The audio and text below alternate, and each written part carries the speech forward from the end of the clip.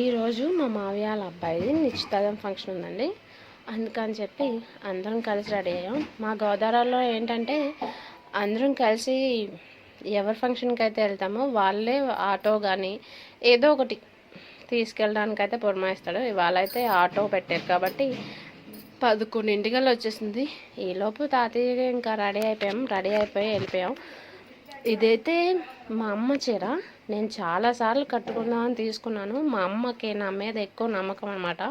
నేను సరిగ్గా ఉంచుకోను, డాగులు చేసేస్తానేమో అని. కానీ ఈరోజు చాలా భద్రంగా దాచుకొని మంచిగా కట్టుకున్నాను. నాకు ఇలాంటి చీరలు అంటే చాలా ఇష్టం. ఎందుకంటే నాకు శారీ డ్రాపింగ్ అంటే చాలా ఇంట్రెస్ట్ అనమాట. అందుకని ఈ చీరలు ఏంటంటే బాగా అణిగిమణిగి ఉంటాయి. మనం ఎలా కట్టుకుంటే అలాగే ఉంటాయి. నాకు చాలా ఇష్టం అనమాట. అలాగే ఈ చీర నాకు ఎలా ఉందో కూడా కామెంట్ చేసి చెప్పండి. మా అమ్మ అయితే ముస్లాంలాగా ఉంటావు, ఎప్పుడు ముస్లాం చీరలే కట్టుకుంటావు అని తిడుతుంది అనమాట. నాకేమో అలా అనిపించలేదు. నాకైతే చాలా నచ్చింది. మిగిలిన వాళ్ళందరూ కూడా చాలా బాగుందని చెప్పారు.